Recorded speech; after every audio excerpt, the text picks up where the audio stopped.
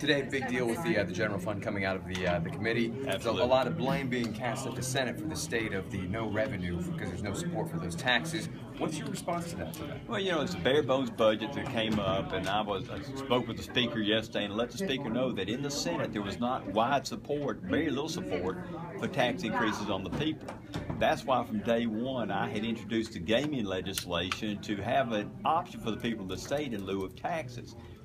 The budget will come up, we'll deal with it. I still believe that the chances of revenue are slim and none, but we will do what we can with the budget we have. I hope that because of the gaming bill coming out of committee today, it still has life, can come to the floor for debate as well, and we'll see where we go from there. Very little time left in the session. Do you think that that's enough time to get this gaming bill passed and to actually have some sort of fix for the budget? From day one, as I've said, I'm looking at options that should be out there for the people of this state and for these legislators that have to make these tough decisions. We're going to pass a budget and live within our means. If there's enough support for any kind of a revenue, it'll show up the next few days. And once that happens, whatever happens in the Senate, it strictly has to go back to the House for concurrence or to a conference committee.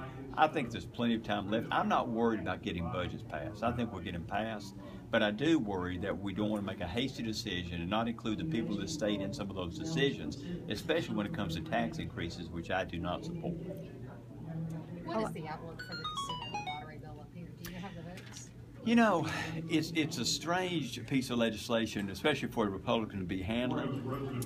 As I've said, I do think it's the right thing to do to bring it up for discussion on the floor. If you look at the AUM study on the gaming, it's $1 billion revenue source for the state. You have the arguments on the other side that that don't like gaming in general. But that bill, if it passes this body, if it passes the House, goes to the people for a vote. The taxes that are being considered here do not. And that's why I think it's important to do first. And I'm asking if it should be an option. Do you have the votes? You know, I don't know if I have the votes. I really don't. It's not one that I have pressured people on. I had the votes to get out of committee. And I think that on the floor that was the next step, and we get it on the floor and just to see. And as these budgets proceed and as the pressure builds from agencies who feel they're not going to be adequately funded, people may change their mind on that option of gaming.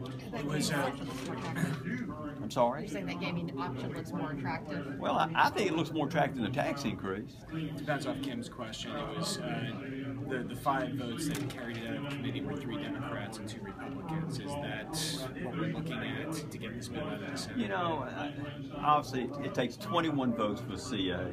But that's only half of it. If we get it out of the Senate, it still has to get out of the House. And that's one I've not checked on any votes there. But I think that it's worthy of debate on the floor. I hope to talk with the Rules Chairman to get it there.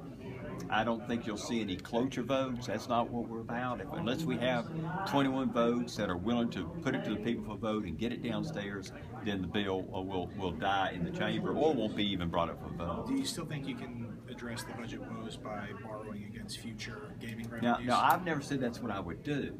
You said that was a possibility. There have been options out there that has been discussed. I think what we should do is live within our means and know that if the people choose to support this, that we know we've got dollars down the road to go to the general fund, to go to education, should we need it. I do not want to earmark these dollars. That's part of our problem in the state right now.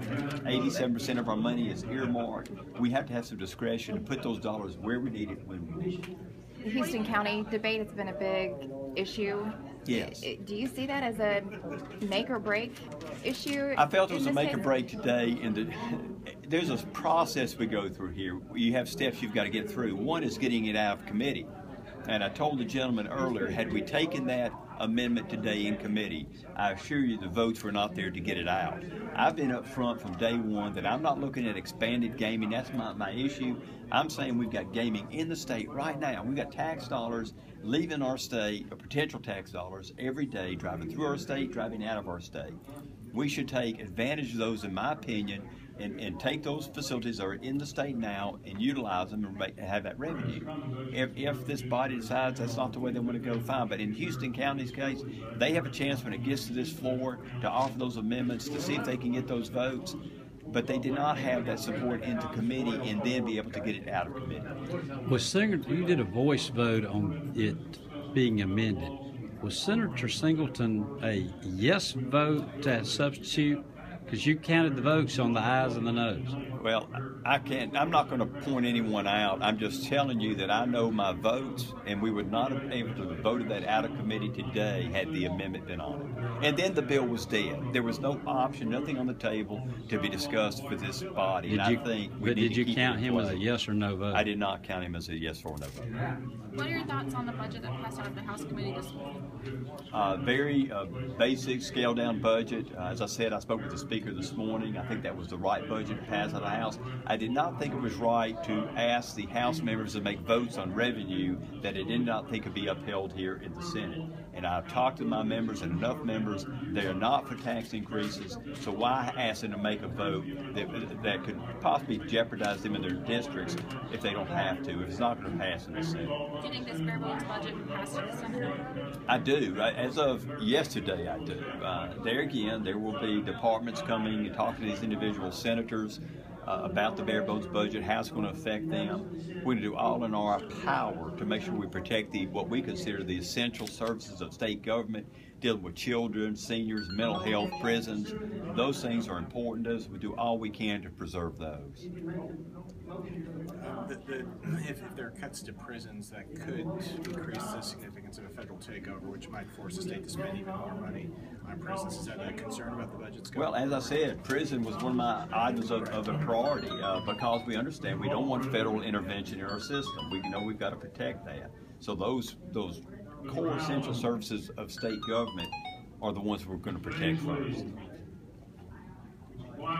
Thank you very much. Thanks.